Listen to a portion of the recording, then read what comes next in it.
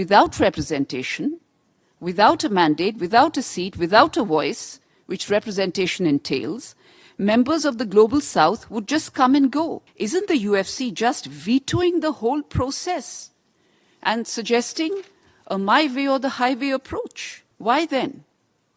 Why then has the UFC model not taken this into consideration? My question is, why is the UFC not ready to give and take on its proposal?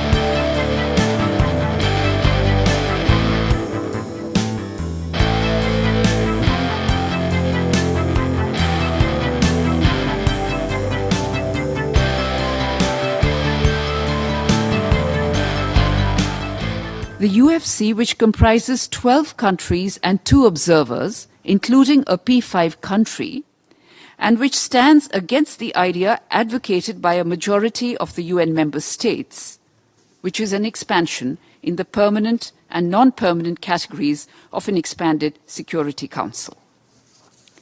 My points are as follows. First, how does the model represent Africa, Latin America, and Asia?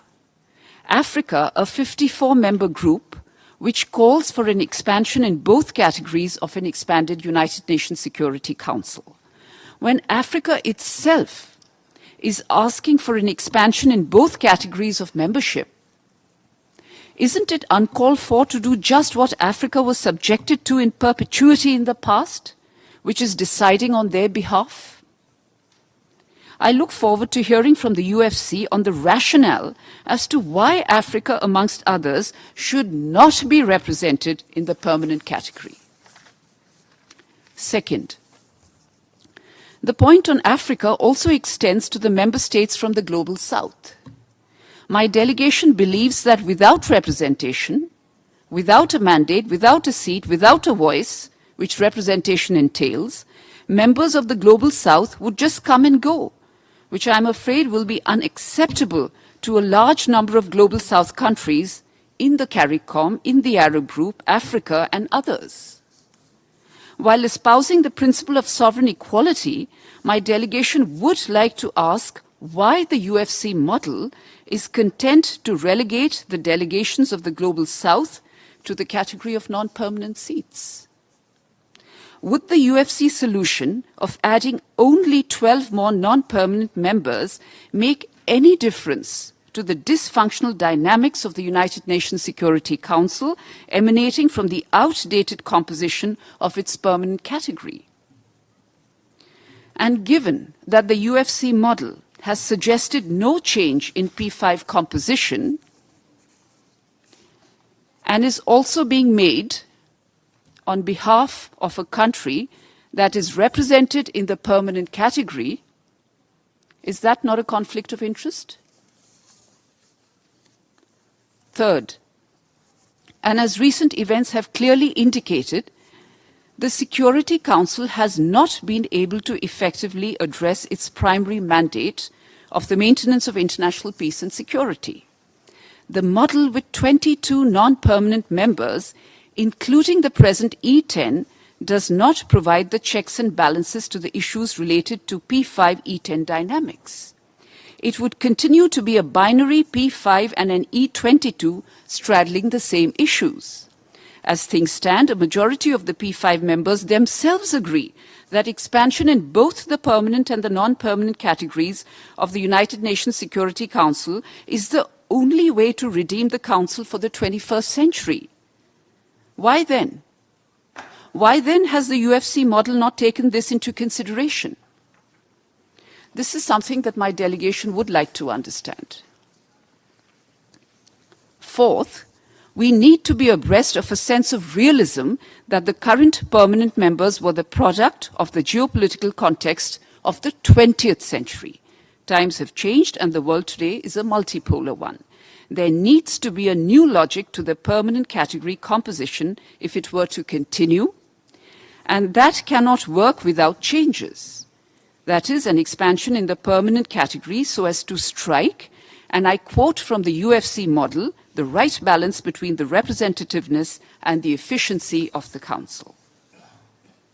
Fifth, we have not heard anything on text-based negotiations within a fixed time frame in the UFC model yet again today.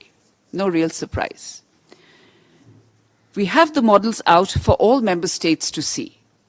To say, let us agree before we start negotiations is like giving every member country a veto. And while vetoes may be used in the United Nations Security Council, we don't operate on the basis of vetoes in the United Nations General Assembly.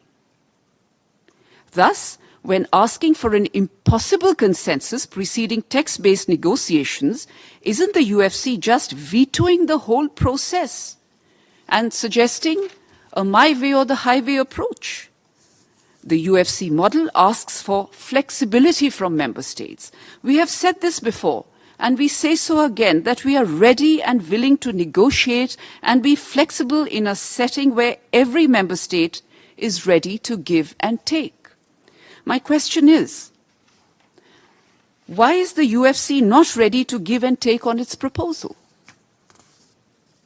Sixth, as many small states have repeatedly pointed out, that these intermediate models, such as those put forth by the UFC, merely enhance the chances of more resourceful middle states to contest in both the so-called semi-permanent and the non-permanent category, thereby further reducing the chances of small states to serve on the Council.